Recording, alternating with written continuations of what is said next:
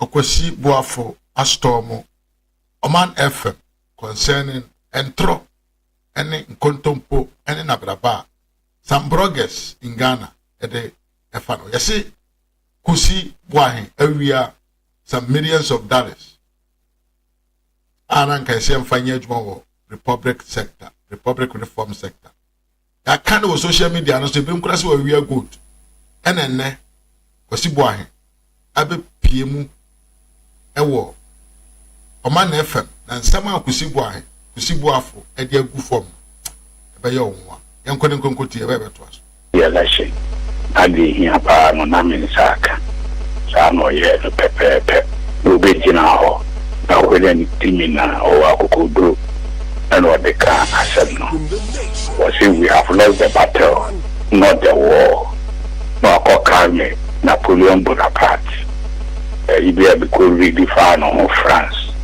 Or say we have only lost time. Olusu one battle. Or say we have only lost the time, but the territory we shall recover. And Robert Prane Rokoye and the territory, even though they lost the first battle and they lost some months later on Rokoye. Ejena kama ebi me know of akobra kwache nyame atren safre no man nyan be ko nyame fa de krachi ezidi komobi me passing by the by election the culture is say the next election will be between propaganda and reality. The next election will be propaganda versus reality. Now propaganda any kind now reality actually in all situations.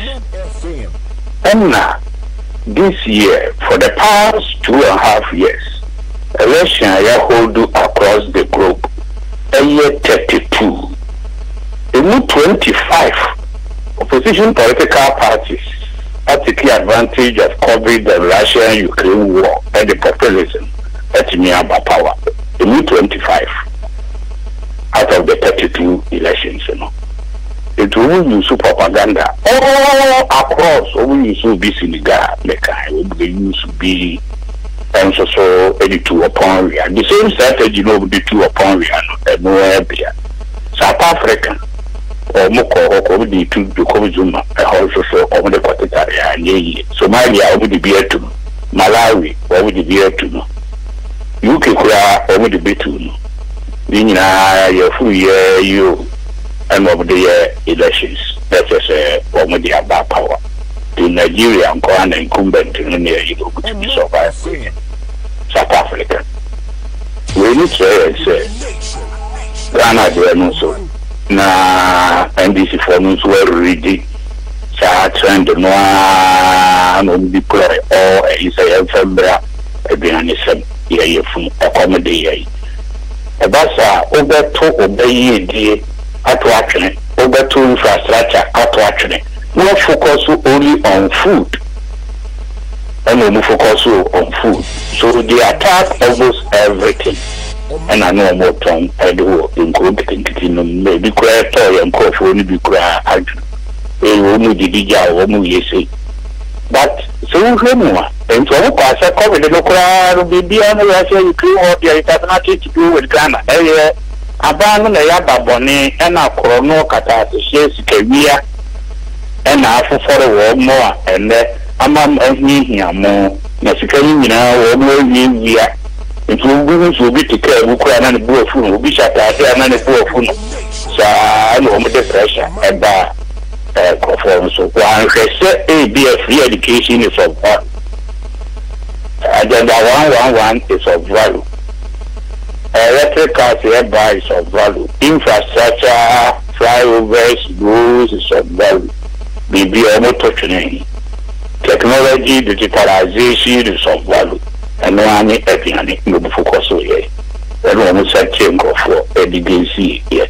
But all over the world, job creation are very difficult for government. About require the wire. So you are sustaining Ghana can't to what me are sustaining social intervention, free education, school feeding, leave, teacher training and nursing training allowances, and even pro wages and salaries. Or making sustaining. Some countries require one infrastructure development budget to the budget. That's just an idea. Ghana, they are over which is a big plus. And you know, Ghana's economy, everything indicates that we are on track. Now, World Bank and IMF crowd almost estimate in the crowd year. Ghana by year, Mukra, I could be way by 2026 to the middle of 2027. Ghana full recovery from the COVID and Russia-Ukraine war. No problems at the buy. Let's just say, we have entered into the lower level of the 7% growth. No, you be here. 7 to 9% consistently for 10 years. And as I say, we will see, the government is on track. But I remember, so propaganda there, we can read them more. What the propaganda we read them, the propaganda in the baby, we play in and out. In not out near Beato. What the propaganda and trans, no reality, no other. It will be a reality and tap not to what boafo a proba actually out. That's just a wood Ghanaian. No, I'm quoting Dante Alighieri. The book will be a trial with the infant and now conceptismo and also cry a wumbi. What you say? But the propaganda you were more in the same DCD out to me a dear that within 6 months the reality was done on them.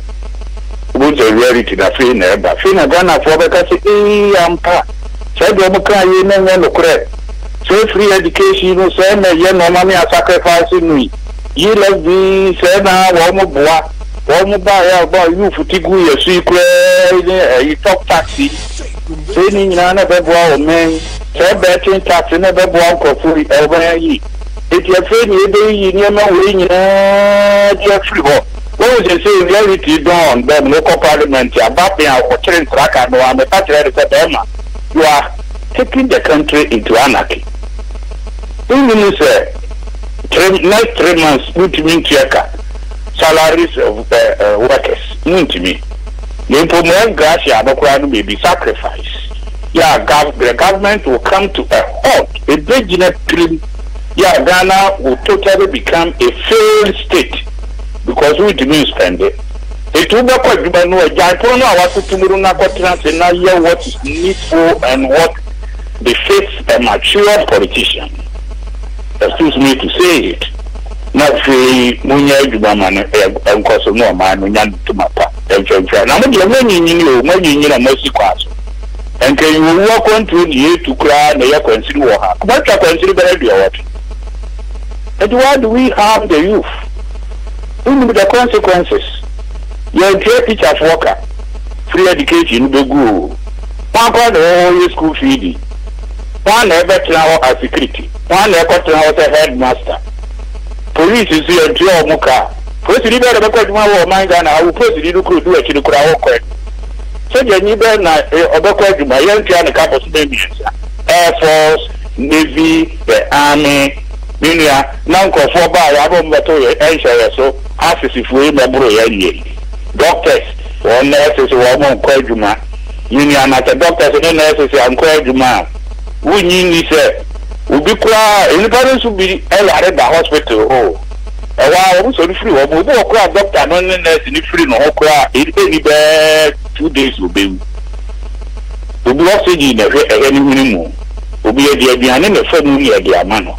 One way you could do about that would be working on wine, and they are real double bunk of 4 grams and a crowd where he will be the walk. Every procure to one a war airport or what over that beach, one grand a tomorrow home. One a war port to cry, ship will be there. So definitely you can't even find all your goods and essential services may not come into the country. export near and go for tourist back on the bar. Waba no be a woman baby bring and you know man Ghana winning the cow you do everything. Every reason or my money I know. It is now when we say reality in dorm Ghanaians are failure. We are only a minority, no matter no majority. Now we must have a minority. I say no matter nothing. No say I thought about the Monte Kufa the Dobey matter. I told you say you're not a president in Napra. Well, say do not which I not from forward. What did you have to bet you one hour from Kofor? I would do no Mukasa Banda, the Banda, the best of Anna. Now, Banda, the Banda will not have promises of the folk of Webber. No follow more the Kayama or Nayamia. It is the baby say when they say, and any reality. The next one, I feel going to free education in your trip because. Budget line, no. Also, may catch it. Oh, say free education. A bet to me a bassy, which I'm saying, Mampany, I have to about man and your best way in Akase. It has come to stay also pay a means or they ever funded. Means in my main trail. Means a tax. No country will give you money for free to educate your children. Means in your taxes.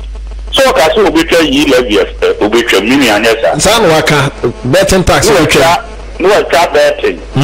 Sir, Pepe. Not you, I trap COVID-19. This is around 12 billion Ghana cedis a year. In fact, amount. Portugal say taxes be a nuisance in you can a quarter of Ghana tax will be going. It determines ye levy in a bet in a ban. The YouTube is here. You buy my effort the catcher of a Ghana for this media mehuno. These are taxes here. You be protectable mama feed education SK. And there was a suggestion during the IMF you said you trap free education no more. You need social interventions in free home. Who did? You need alternative income because during COVID period, now taxes in back. And the government here people workers and work people in social intervention and work for IMF. There was a suggestion. We know what bank forbid income. They told me just idea most of the social intervention programs will go. Otherwise you must find money. And the government in this innovative way, every year levy, betting tax, talk tax, a buyer, and what they share on.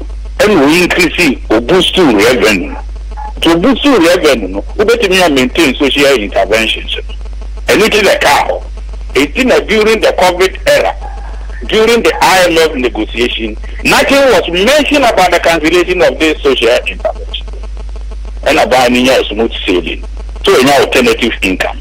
And this is the figure I'm telling you.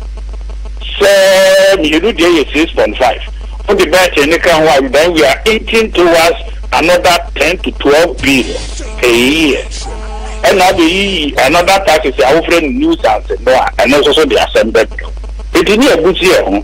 She said, don't tell me my IMF for renegotiation. So what you track taxes here, my booty, no.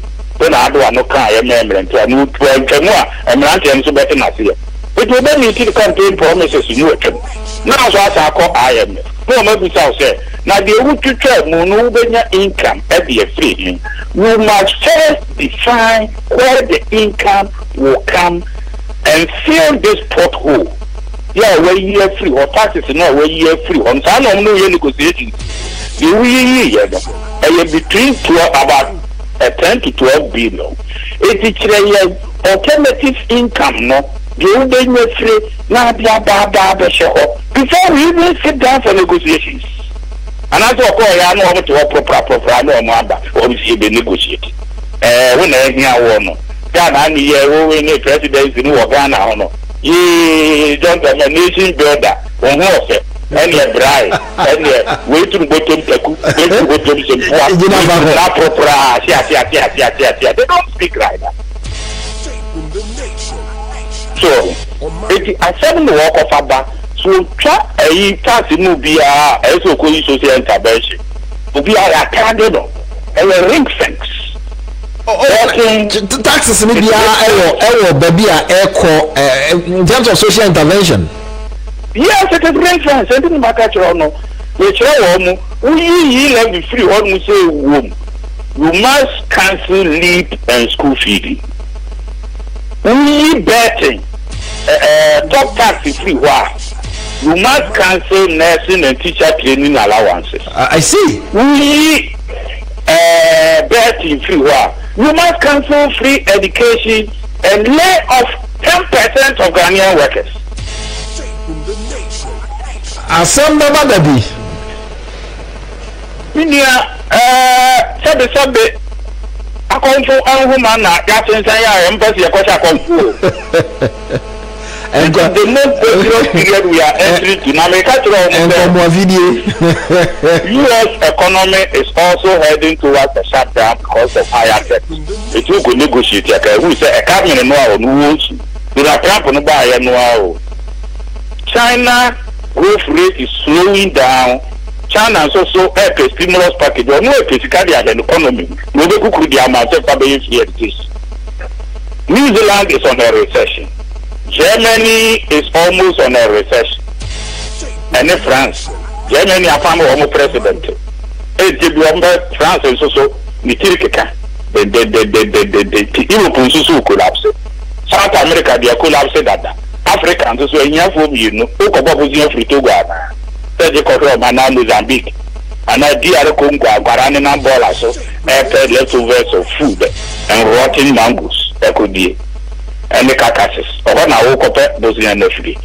Who's where you taxes here free? Now, how crowd the why you say, but I will be a super FDA, Okoboti and Wuokum. China one sign, and just say, what's soon quite a FDA? Therefore, I one sign and I have said was soon quite a FDA, and we will be a poor food, FDA free order. Your coy boots in the other, and the best of every man who go into my. So, we are several, who not do who say here. It is not set up any other. He knows, set up is away. Yeah, who tells that he can. Jackson is aware. Let me see a uniform name of Chile, every 6 months come, no more. I don't have any Mahamabono. Every human ma.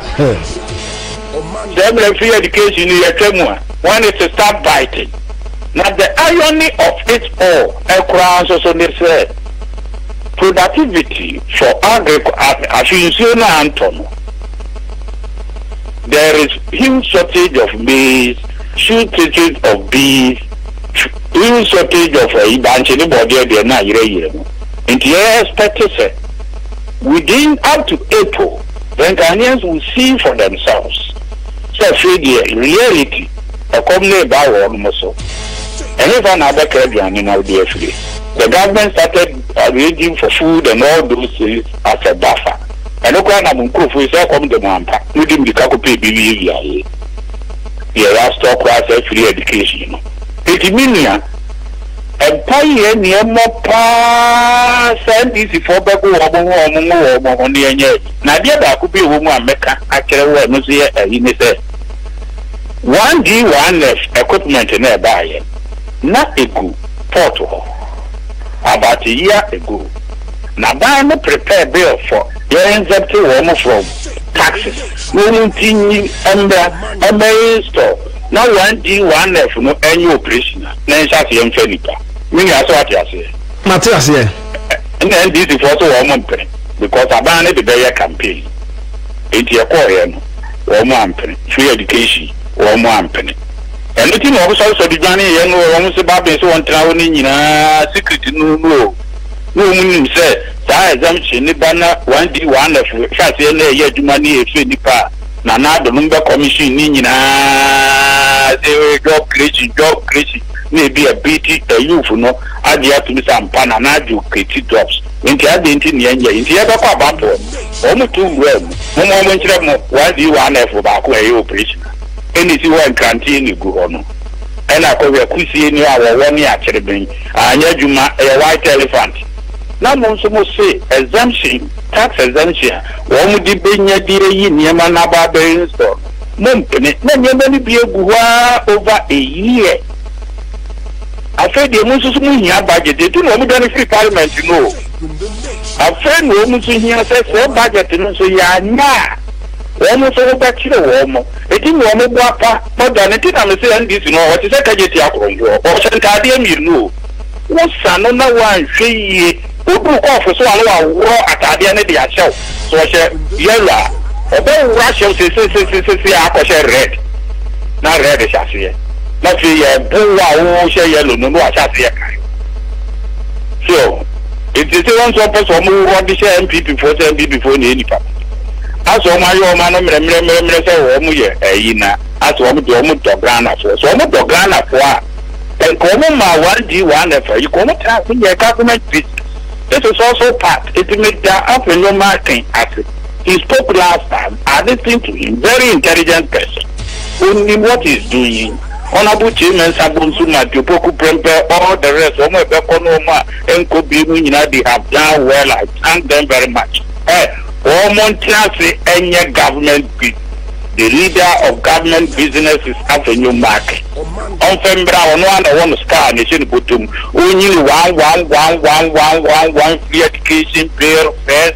Followed by tax exemption, followed by the energy sector bill, near the idea of loans I am followed by the military and you know, so you know, one more to the chip.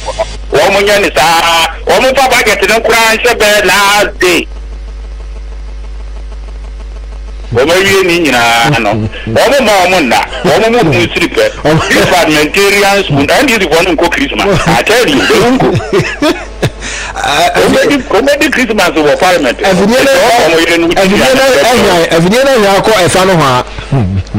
and I got now the rules soon after Bobo fishing board down when Mr. Babato. And they didn't think about it. What did Ghana for one? And come here, the name of win by. They say, when that question a new when such will be a new nothing born a pumping. If you have to ask, I don't fall senior, or no friend or majority leader workers in your could you to know that you won't in a all that you want this will be Cassadi, the Ubia, so, and it's in India, Cassavacas on the kind of Bible. They say, what got the Pope Bible, a crowd and then they are on the can only be chapter the more Pope said, you be pretty. So now buying about power there, and the identity only bill. On 151 say illegal, 1 year. A year legal, 20 Babinity when the D on the Mono, you know, we want peace, time is not on our side, but you win time, you know time. Time. Oh, watch our book. Okay, calendar. Time out the Supreme Court to catch us up on one calendar. And I know the end time, any day. They won't sleep. They will do over 24-hour economy and all the better parliament. As I say parliament. I better see after one here and this MPP Niqua and this near people about the Tuata de Amause. Yeah, die and the job of a car. So I will say the city. No, I drive would local parliament, no approach. Now, we now some about knife parliament. He said the only form of Yashi or knife parliament also. Ah, they don't be by parliament, a collective decision all over about 90% of cases. And you win a area. Government in power in any coin, whether the government it is 137, 132, maybe 1% or whatever, or 50-50, nobody will store government business or move reason together. What they are here, one individual can change parliament. Winston Churchill and Lady Aston, one individual can change parliament. And the parliament is in Parado. Debbie, back for some more Becca. And there may be an awkward Prakuya, Safomafu, GH Bensa, Japan, and the money of the Adumina or more Monoa. Na Samuel and not the Danqua, Kufuad, any other day. Papa who so and command no said that they were in the minority. I think 96. Home contribution. It was the best parliament for me. They spoke with authority. Women in Madino, Safuma for no more count in any other day. They understand what they are talking about. Yeah, we are coming on here. They better really and anonymity publication be by our necrophobic could be for kudis. Now, Sasa, no person can want them. I mean, person can all records are there. Okay. Yeah, me cry me nieces. Anybody, now, me, their mommy lawyers, they make a change for and say, maybe authentic records. It is very fake, you know. The lawyers in the court who provide what you call fake. The items are there when you go to DVLA, who are changing, passport office, who are changing, birth and death registry, who are changing, foreign affairs, who are changing, local government, who are changing, video conference, public service commission, all of them have changed. They have been audited. It went to the Public Accounts Committee. Women so have him. Yakuyi and the man there can be World Bank and also records. We have monitoring and evaluation from World Bank, also from Ghana session. Minister of Finance, Chikano car and I transfer Nina news were broso. And look at 36 remember by 24. 24 local so we use only 22 million for the entire project. Through negotiations, it means within our Community of Finance. Okay. September, electric cars and the amount of lawyers and so. Now the day come. Okay. And now, Mankobi. It's one brand is $7,000 US. I said, oh, actually, more the amount of lawyers. My influence here, my influence here. Now, we could want the corner, but to the D could go for no crown, no to your crown, young shoes. Be aware, may say, I send back away my main can be. Main Kwan, your ma'am appointment letter, me can't say. And there may be a Kanyami and Kumia. Mason Bosom, or my dear Jimmy. 80, Omopa, Omo Elected, Omo MP, President, Mopa will be our Bema on Kakati, or Ghana New Wakabi and Kabi. Meaning I enter our name. So the baby are basically pay Yaminkuno. Yami Kuno and Yamikri New Year. Daily Post in a day seminar at 2 Nimu Kakra and Utia, a baby hour who do up to a Nimu. Come on, no glad they call brim. So compare them when you're saying no. Brim with the SBA Mokataqua Fubia is where $36 million. $540 million. Ghana cedis. Father, what the quantity to come with the Armenia, a trillions of so many everybody. Wait me at Ukru. But yes, Mr. Buana Madro, I will make him matter at me at almost a bit. Oh, it is Mr. Omo, the elderly, the lawyers, the young boy, the matter will go up over there. Say, as you look at your can answer. Obviously will be no year where the down or training because you have been very American. The American you must maintain a good name, a good practice, a good attitude. You make the war without them one. I can't hear you what can you tell I can't hear what can I can't hear There are several kusi for public sector reform. So call YouTube and Facebook. I will Daily Post. Kusi for and co chop in inverted commas $36 million World Bank loan meant for public sector reforms and cover it with fake receipts. Hey, as a man issue. Receipt the over and say fake receipt or they cover no. Hey, then you will be super once a more. Cover it with fake receipt.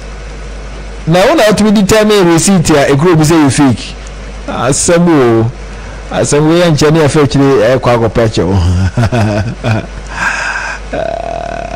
Ezembara Ova Charlie enko kakra na ye shim kakra na to asena me pese me kan abatro commission ene in central for nhiem a wo ye no yes me kan ho asem kakra na me di si bambo ho asem a jimensa bambo ho asem a wo di atu dwa no so esi a waka me atiase se de nti atwentwe ne nansi besinde na bi ebe san so ache kakra nti no calling on the president elect and afi Danado Danko Kufado first gentleman of the land say omumre mu bie ni say bambo ho nsem no ayedin ede ama wo no mo enti se wo hwe mantama no greater Accra kwa domi kwa benya Okaikwe Central Abekmanov Tema Central oko Ashanti region so ahafo no southwest ahafo no north Obuasi east oba eastern region so eye ensanwa madroji na afo oko Bono east region so eye Techiman south ede na esie this is not the first time I hear about Ghana ha na aba ya to awie ananke enu se amanyuku na ewo position edi nkunim awie na yenyamfa ntumi nhye omonsa na akakabensem ne nentu asem ena ne wo mode agi krono bambo de aboso a posifo kra se de aduro no de obi na bon de aduro de ji se oba mawade de aduro no omuntimi ehimfa ne yadu so man manwa ehimfa na yadu manwa se wo man a afi yedi tumi ba be shawo tumi ni nyamma yemponie Japolo omo kra de ne lemu omo fi se nipa de se yeto abawie na se o wani gie mu a eto abo otimi ye ne ma enye but wonu mu ayede oman ne sikatu on kasa security for ye wo so omo hwe ema nipa no te asesade na mo ye no muntimi nya sa Ghana ha sei isa se oman no nyam nkwa mo dia omo atwo na omo aka omo sasho dem fam e na omo hwe de ekro se ko papa se ko bone de omo nimu ane se ade ache na omo de omo akotata omo adwuma mti nipa wono wo ya ade no te se ye nam kwan so yi driver no man kwan a obekọ speed answer so oko ba me wono mu a check no ena se muza police bi jeje na omo check drivers no se be ya omo enyu bambo wo krum na police for adwuma enti so obi ye na oye basabasa ensese ekwa kopim se electoral commission kra edin nsaba to nsayem afrem ampani na wasan afrem ampani afi ne yi ne se momra mu bi na fe ne ade na aginsemu asemwa asefem odwune ho anti asefem odwune ho a wote se wonti atena mamenkan director of elections and IT edima Elisa Dr. Edwardoma ne boa madam for pa mamenkan na asem bi a watwere ewo post bi a wo ye o see EC useless press conference targeted at diluting NDC's parliamentary strength. Dr. Omanebuama ena ekayena say the National Democratic Congress has expressed strong disapproval of a recent press conference held by the Electoral Commission Chair Jane Mensah, describing it as an attempt to undermine the party's two-thirds majority in Parliament. Asema Omanebuama kan Omanebuama maintain safe say adan asemi ebia sipe ebia na asesa ebia na ama moyam hihimo why specific aha say we ene course wa ha constituency we aha we na course wa ha aha we na course wa ha aha we na course wa ha ensama o rezi ye na ada na mo nyia no nka se enye sa na etie na emu no mo hunu se mo dia no mo na wo se Ghana for fa na this useless press conference by Jane Mensah has obviously been instructed by the New Patriotic Party to dilute the two-thirds majority of the NDC. Senior, you see your strong state institutions and ameboa institutions mo mokama o mayo o majuma abatro commission seboni bi na waya NDC for evidence awo mo said why you na Ghana for nyina hu say Fantiakwa north the NC and na assembly Fantiakwa north the NC no we video ni bia enter that na make on network is say it say MPP for there for evidence sake baby o musu sanya bia o mon san trans no mo nya kasan go through mo pin sheet no because they see the video no sha wo mo PC Haruna Wedu apau na apau Wedu na ogina abato commissar return officer no ojane left and a metro man be the guy be so ejane right wo na wo ti say uti say na pressure won so wo jan so enti return officer ko no wo hu baby figures no wo baby na wo pe MPP peace ni di akwa me pe ko di aboko na wo hu we bi do na they were pointing to him say sha enemy onya fota figure ko no timi mo omuna na ekire ne say ba sha enye bon say can say just you see that be be see okroma e ba ne sana baby a yesa quality no for bia no MPP for winning anything commission dey you mana sana doctor person kire ana no enti wo munyina ntrase moyekunu ntrase na nhyehyɛ ya manye adwumaku a wono na hwɛ ya batro sɛ mumma ye nyina ye nhia tesano police force o mantimi na se o mani wo mu no sɛ wo kokɔ yamfo nsuo bi na sɛ obi taataw na wo su dwane akɔ police station a ɛne wo dwane kɔ public toilet kwan kɛyɛ wo ko wura e ma de so kwan kan fa so wo so e de nipa ba respect man no no agyaw akɔtwe nkotia than going to police station cause enne baby ye dri na police for catch you kroma say 9 police station aka no wo mu intelligent chese basa ye ba ko sunjo mu ntimi dia I think we have a problem papa going forward no was somebody to some aro na eno na mesre obi a oni mi bia nim say me IGP Dampare or my favorite obi a oni means empower bia nim say Eastern region by Eastern regional one of the media guys are here different the IGP born the jin who buying me mesrew obi ben na won pre na betima me mesrew or 3 days on funny 9 for mommy aduma pa wa ye wo memu ha they say also ogina home na some say ne home fa na papa ntino or 3 days leave but o de so tia o bet mama instruction so de charger or de gina home kakra mesrew no on funny 9 from because him say wa baba best sister the deputy in charge of operations no where dey me de miga na me de nkrama no wa man sisaya bama ya bona baso mesre no wa manu konko yese kutreja nan obekọ ide na anya ya wi wa manu nyese kutreja na mi wa mesrew ma me hwe wani face to face me pa wo chew de duro no wa manu bambo no nya Ghana police service yese mumma japade enkwa ene o manu mu bambo no hyemonsa yewura we menya sure say results na ba be ko yakwa no Togo electoral commission ya ko no Benin Zambia Nigeria ne ya o my Ghana ya bato yakoto imna shebe dwa maxi kunya makoma konkron aka Zambia electoral commission kwa na nesa to nsa ni chese pachewo na me se mami misa ese afidi achi abo ni sun kwagya no so ni sun pachewo na nado danko kufa the first gentleman of the lampache dey na esi miwa ede na esi say Nana Danko Akufo-Addo in opposition 2012 abro lose election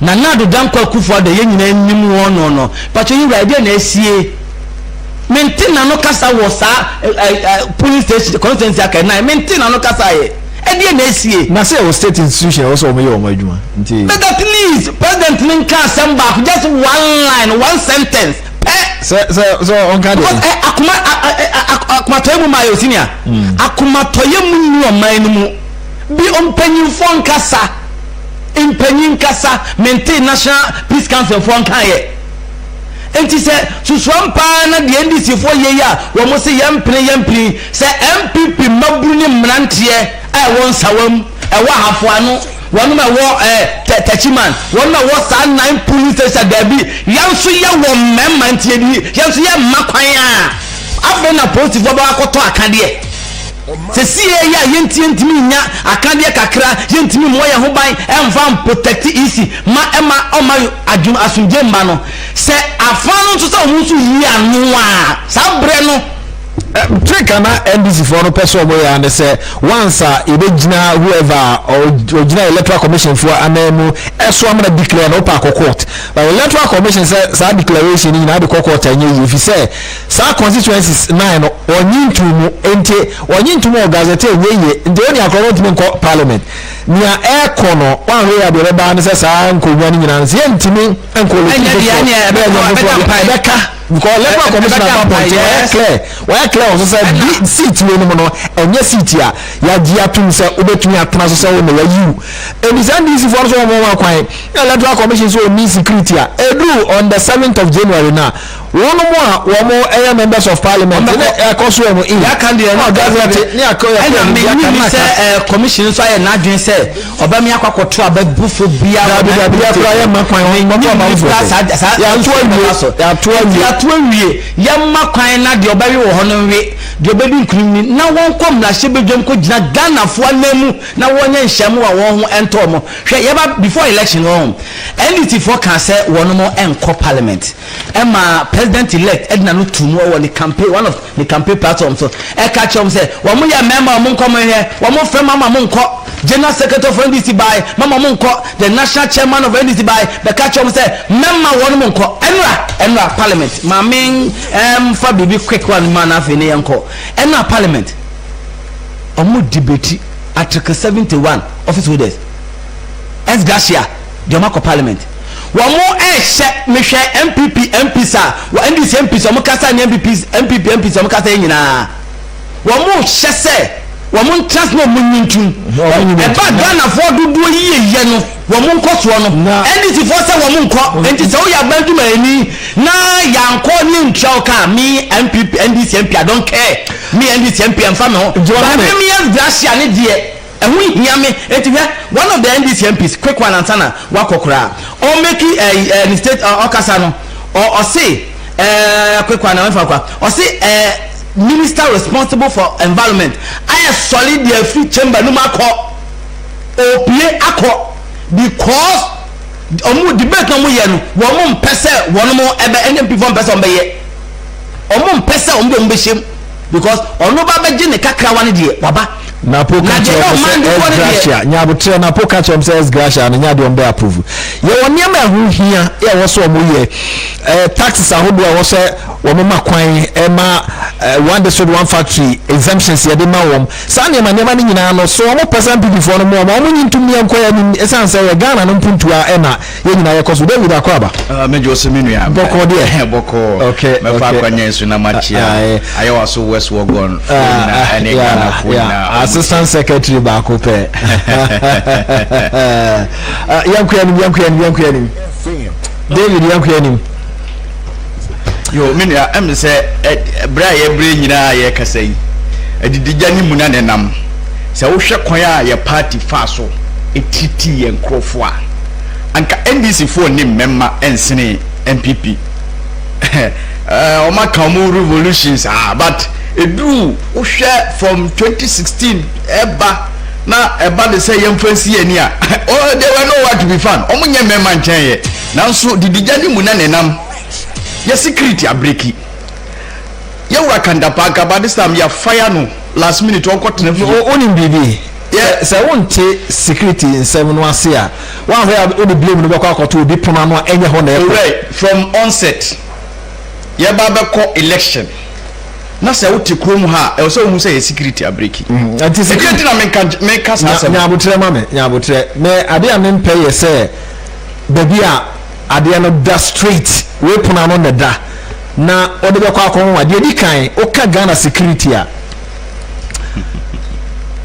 internal security and the Ghana police service and a show monsa and national security tni meba me atosu biu one of the boundaries army for one of the boundaries national security adwuma mo ye anything minister no why shock absorber making sure say across board whether NDC MPP bibi anu adudu anu enye na adwuma ne say all co family party and coalition center and ko bo ho ban enti fa ko ayi the office ora asem na America ne tie na tie mi yi minim de me ha kire national security and a picky intelligence e wo krom ha me boa no waka che me say me boa enti dia intelligent before election and the national security for etime pekeye because the president is briefed on national security issues on daily basis or weekly basis enti say national security ye o madwuma anka omutime peke intelligence who say enioma we these are the likely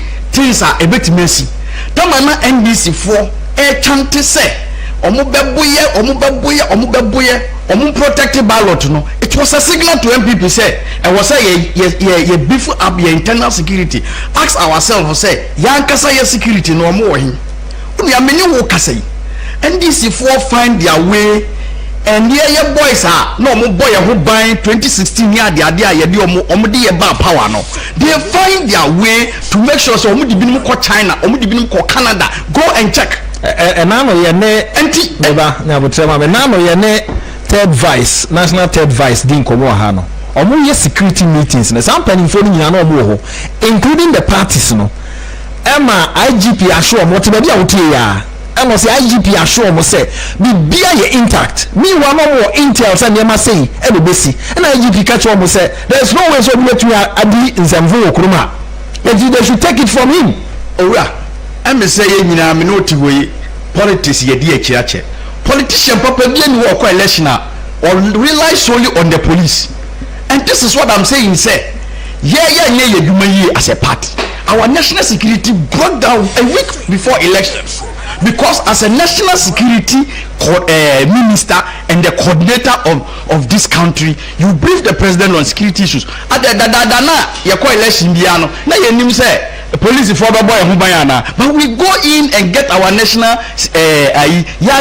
internal security to protect us and in this case we have failed as a party because adidijano adosu why should we sit down for our opponent to go and pick boys our boy who buy no me do ko China no me do ko Canada until the day of registration cry no kroman o boys ni bebe ko ye until now omudin crofo omo ye importation cry ntimi anya den and who san your man and that is why you cannot blame the IGP or the police alone. Our also national security minister has failed us, and that is what we have to face. We have to speak the reality of the issues on the ground. Again, choir police for afaswa omu ediyeni ye rusu abey police for bomomeme police barracks ni military barracks o ma bomomeme enti wenyina no enye national security na kase anko otimi brief party ni say you have to beep your internal security, and even in any case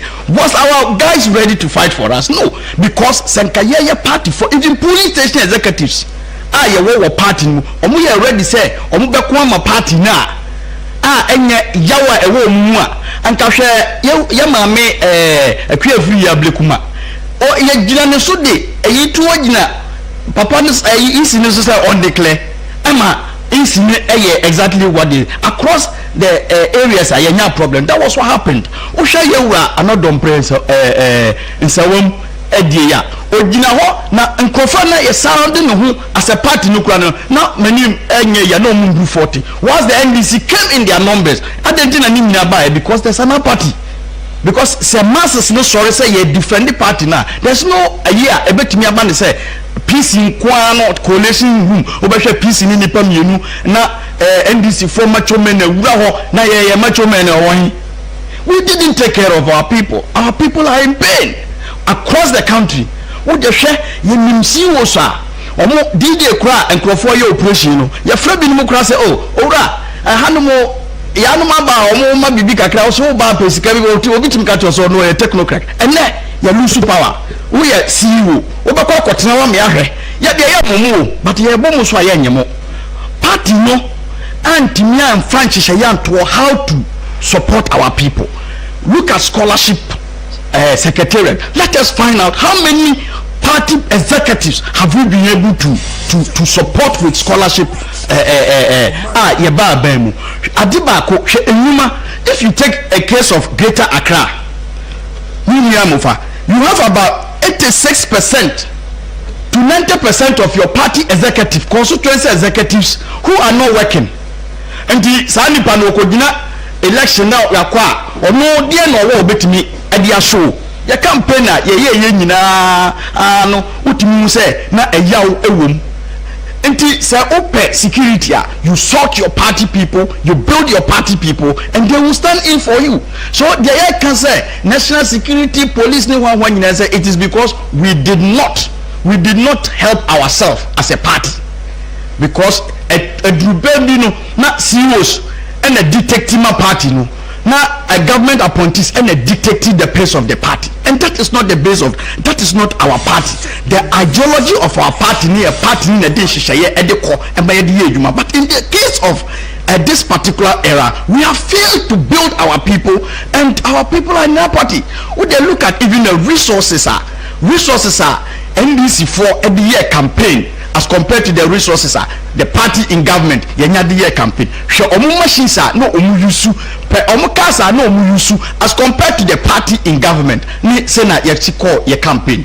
The reality is that so wo hwe enioma efa so meye lusu yenya bi ni say Dr. Bawumia eko community district one no free where there was no campaign. And these are the real issues that is affecting this that affected the party in this election. In the case of Ashanti region, and I know some of the issues. Registration now Ashanti region MPC nibi no na NDC4 I share baby omo betinya pake omo NDC for kono marine. That is the case of KT Hamon, in the case of Obuasi Akufrum constituency. Tama ye registration no the opponent and the view kwan. Obuasi to Akufrum is about 12 kilometers away. Now the opponent no and the view so now me wa abide the machines aba anka owa kandi a obetima so now to home opponent ye. Tama ye campaign na nkrofo etutu kwan CEOs etete abrochire ebisi obia ka se okọ ne constituency na wakọ support wa ebia nka de ehu ye say eba ne say o pese o build party now win election.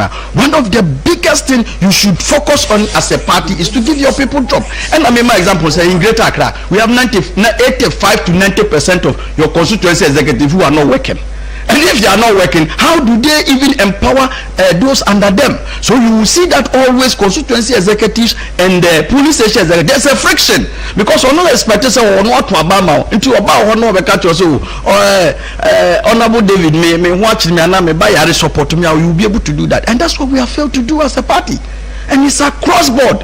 I only know that of Greater Accra, but I know it cut across board when we go to other constituencies. You are talking constituency be nipo mu ye dwuma ye tupe executives and yes omu ni qualification, they equally have the masters, they equally have the degrees, but ba nipo mu ye pe na omu kura dwuma ye dia ma omu ne ye youth employment coordinator any NAPCO coordinator ne sa no ask ourselves.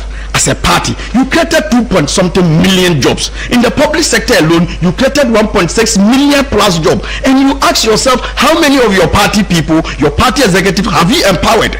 So your security update, these are the genesis. But you see, when your people feel insecure, how do they come into in your defense? And that is what we have failed.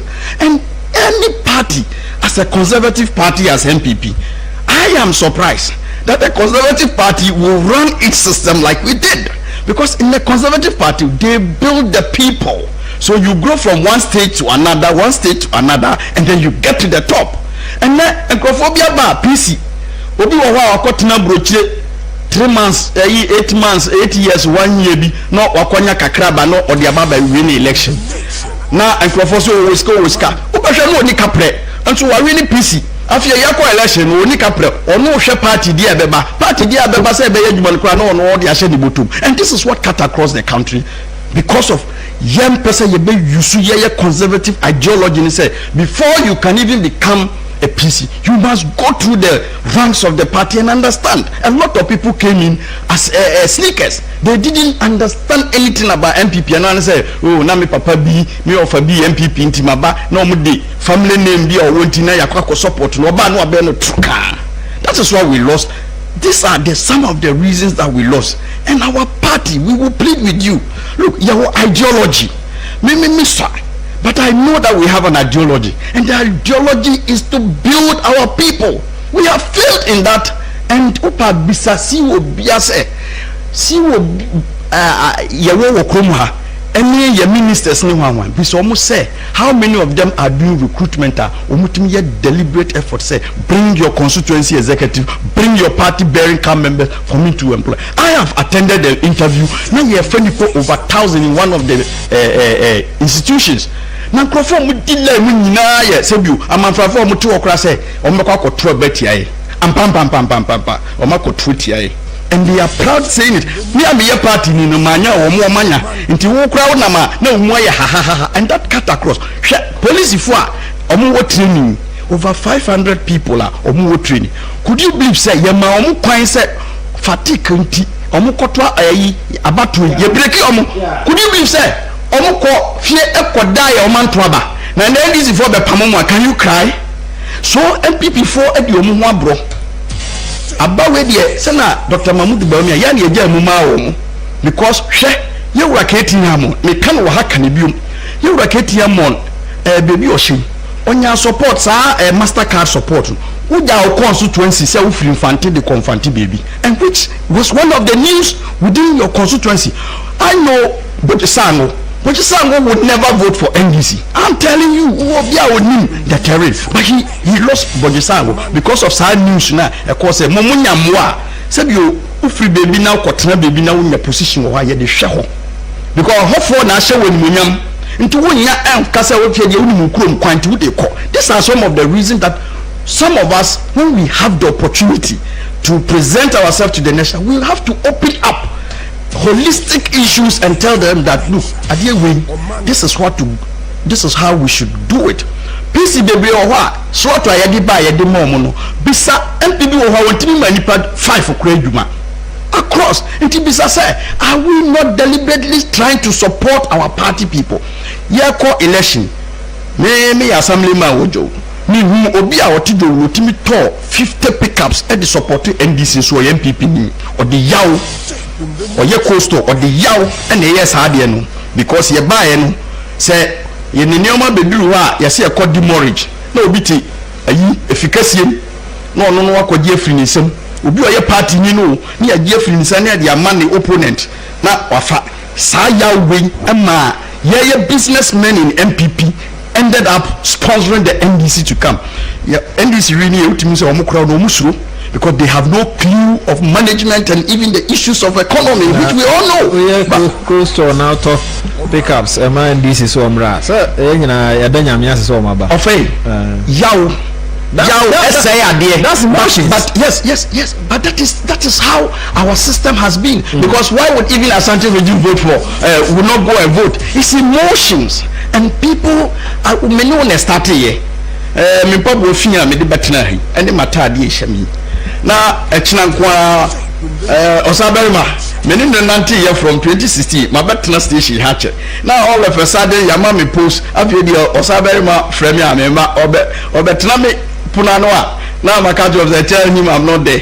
It is say you kojo 1 to 2 million a year. Nipa 300. Timi bama log visitors attend a book. Yetimi throw nipa 300 dina 110 year back. How can you become a leader of a party? This is your character, and we have to tell people say your party ni yemfanchi che. Yen susu incrophobia. Obi wo ha sorry anu aba. Na obi wa sorry aba say o we na ni the national executive ni adi na trim. Ono ba na wo me anafi wa kan anu atum. Afi na mo be kakabensem.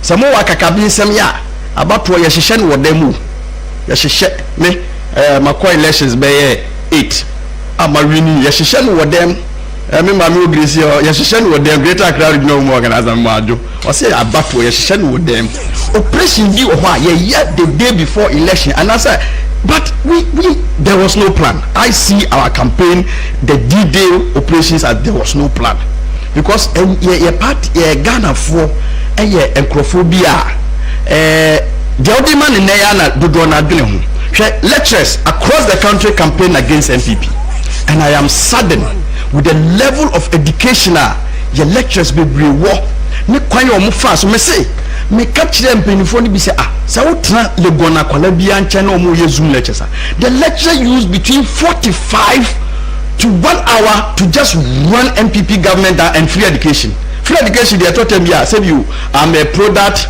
from the North Bali Bamboy preside but many you say yeah free education. Look at the first time in the history there is a mantra that no tertiary institution in this country has NDC won. And this time look at Lagos, look at UCC, the number of police stations we've lost across the universities. Now one got to answer remember W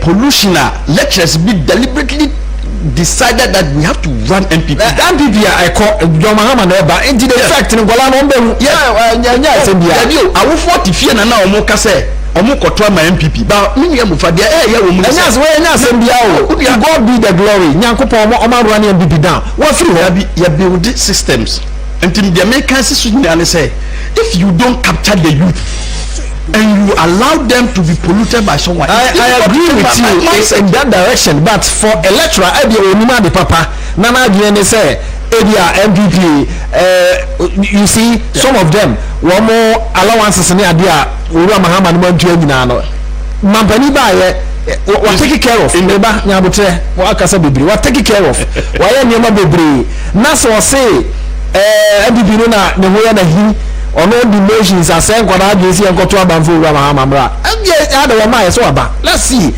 at the end of the day no Ura Mahama timi adwuma ayia enkoda no bebo lecture na ba so wan timi anya adwuma yi nso a on be tan ya ko ro an so nti enya problem dia ya nko ani we have to conduct research into some of these critical issues because these are our base. And to say your base means say because it is believed that omo school edu level ayi yewura professor Alabikura can say and Crawford Omumakura Koskua no mobile MPP. So we shouldn't turn the real. That's my point that I want to make. And in pain for baby oha, yenya opportunity say yani omu council no omanti again. Oh yes, sir. As a secretary, I also wear so. Yes. Why are you saying this? Yeah, I'm a honor as a mutilusu. Oh, there are a lot of factors. Ebina Makati was said the deliberate attempt by lecturers. And you see, at this, most of these kids are 18 and 19. At the time Mahama was there, they didn't see the reality. They are going to see it this time. So when you tell them, they don't understand. And when I was campaigning, if you follow me, I was pleading with parents. Say yes, and that is exactly what we have, what has happened. And going forward, and we need to look at our core base and go back to our style of politics as an MPP, because they were always on campus, but in this case the national executives, the youth organizer, they were all missing in action. And that's the reality that we have to face it. They were missing in action in the universities. They only go when there's program. But here was Samia Uku. Those days, she was always there. He was always there with his team and entering the hall. So they have personal relationship with the student across the country. In this case, for example, I asked why are you saying say as a national officer and also assistant secretary me my family, but me na yebisa me bibia edi adwuma na odi ama me a mitimi nya bia ma obi yakasa kwa odwa yankɔ no kwa me catch the interview ayakwa ya try ya dia yi ama.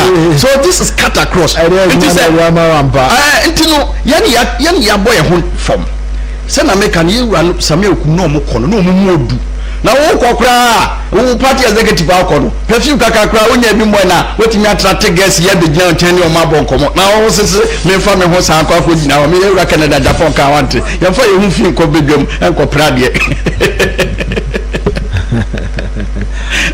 anyway it's good that there is this kind of storm or tsunami in our party, and I believe say penini bi ala wo kasa wo de yanko position na kodu sika no say hopes in Gina airport ho uduru woni ye hwe wo nim na ya MPP airport ho ni airport say no omo kire mo nyansa say to me ye wura lord call me catch say to me kitawa ye mfa ndi agro hopes in airport but yeah the to me adi agro as a new patriotic party, because there was every indication say we have worked more than any government in the history of this country. We have created more jobs, we have built more factories, we have built more roads, so we have built more hospitals, Bamboy.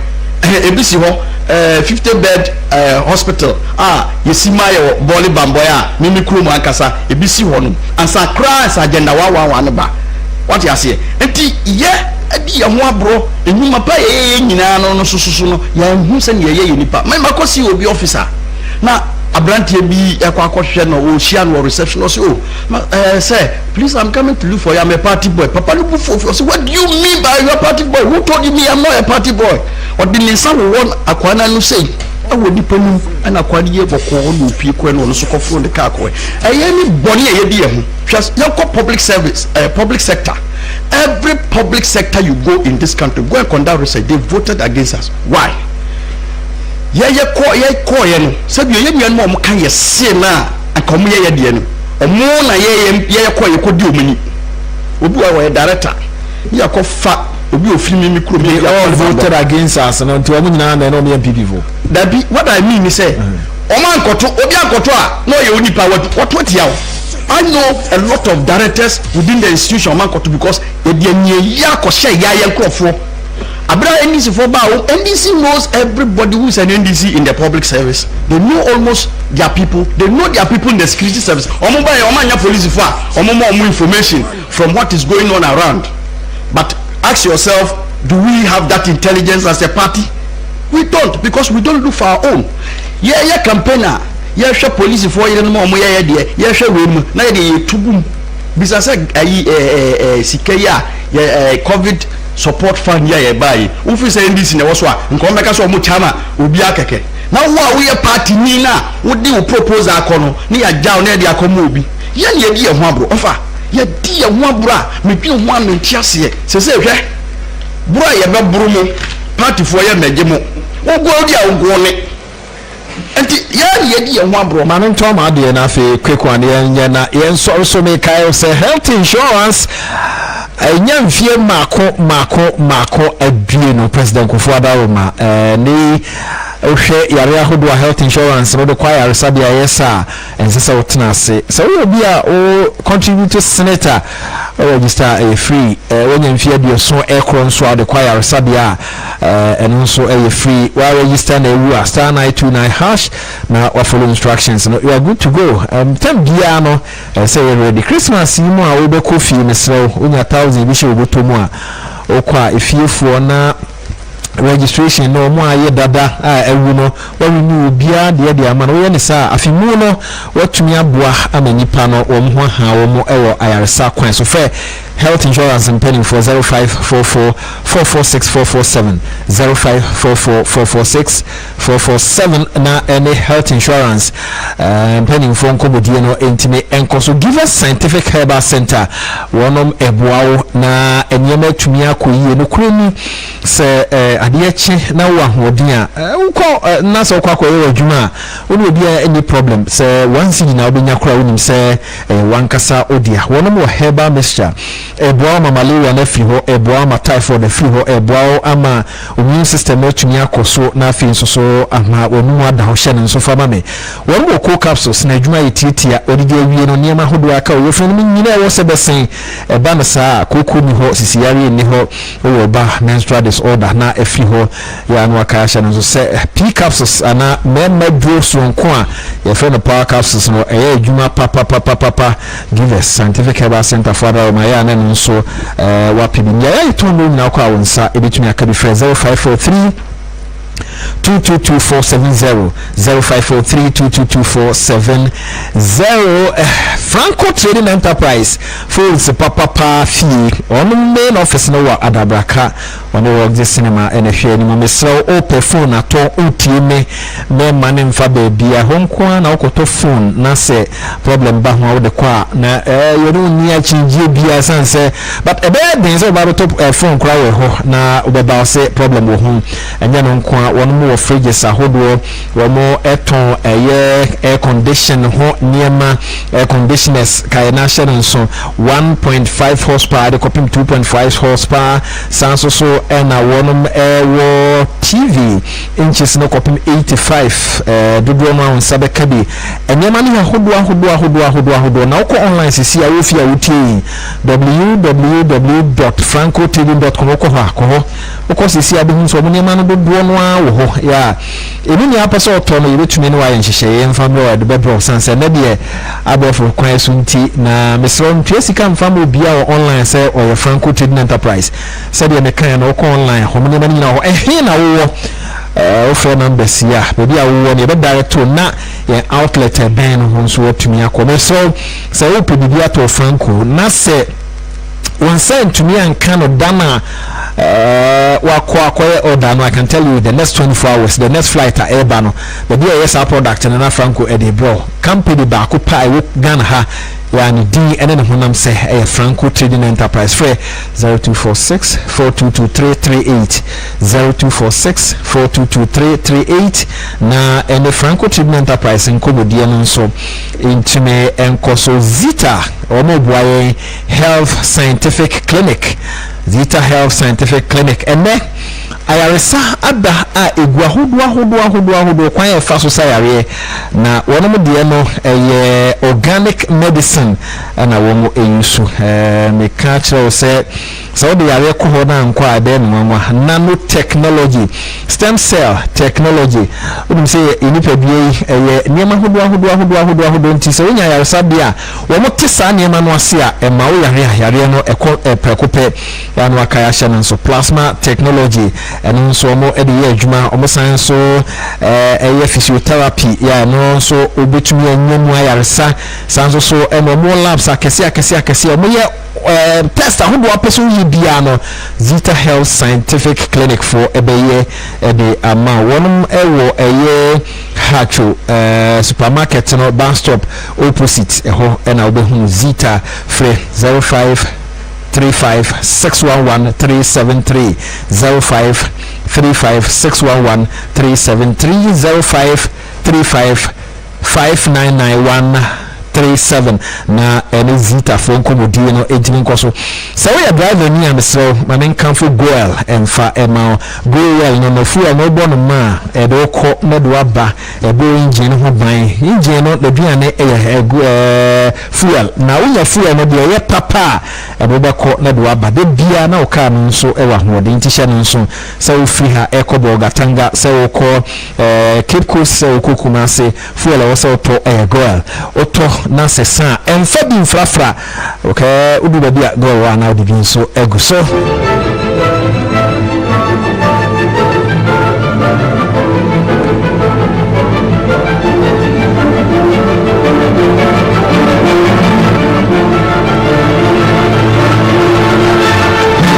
okay yakwa ni David ma me ma break akra na nche be kwa homa no so ko ani yo medase se wa mama akwanya bi omira na bia enyoma ba ko e contribute so ba ko pani I'm very disappointed with yenuanom Asante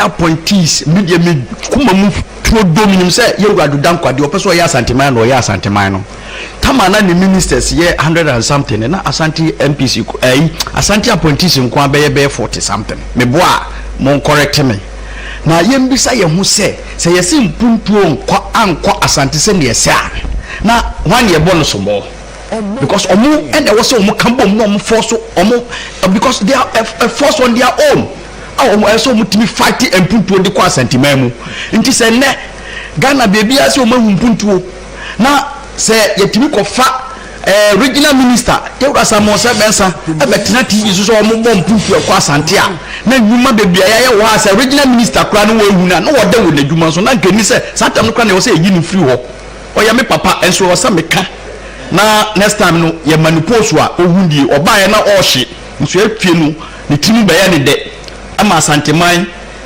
ebu free hwe appointees ayede mo Asante a omu free Asante bae over 40 something and omu nyina ministers na hwe CEO so a omu free Asante bisa wo se enyuma san ena omu fa omu hye da se ye kwa Asante mamu akofa ye nkrofo amomo dwuma ya fa ye Brazil or for police for now ye for police recruit ye for fire service you found all the security agencies now could know being Gaubesu.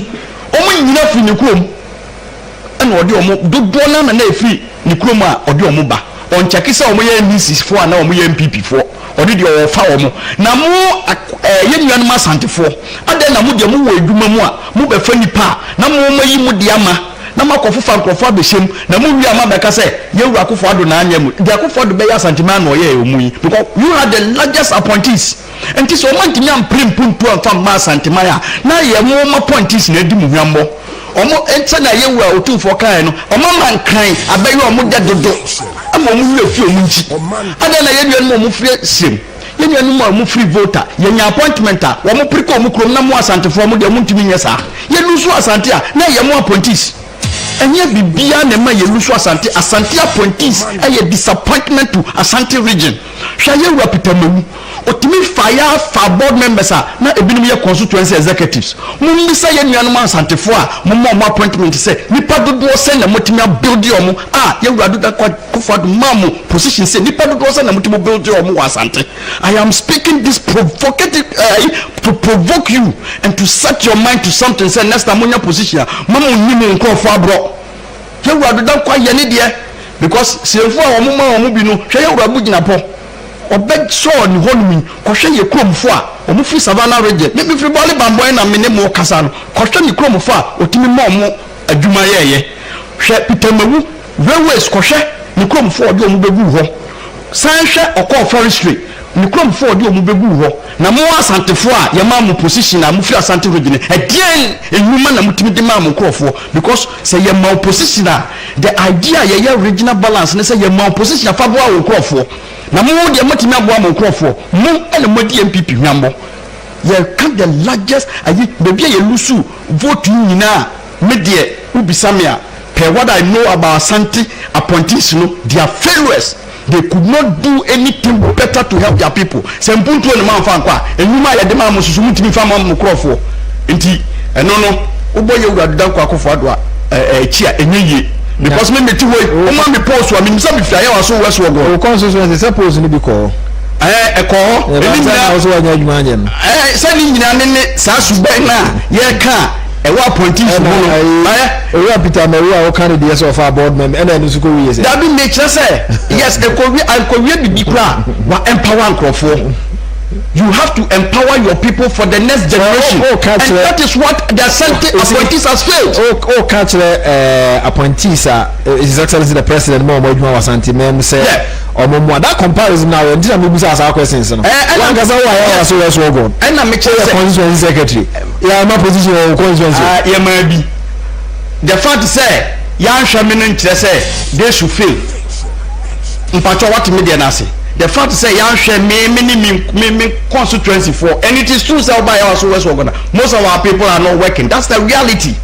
And they were peeved. Until now share here too Dr. Baumudu Baumiani Yuraken. Yuraken every year Greater Accra, it was one of the first places I Yuraken in Japan the rainy year because the people were peeved say yemu akoye susu wankaye.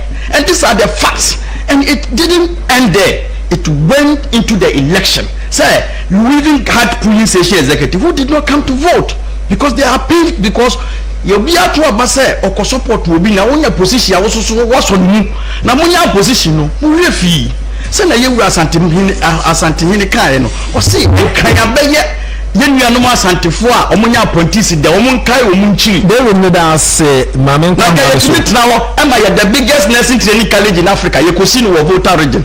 Now, Amudo, so no one to Yampia, Kona Bako Foko Prequa. And you to be born so more say the input local voter. It tells say one person in voter was powerful than you, the 40 something and 50 something, even 100 and something appointees. See was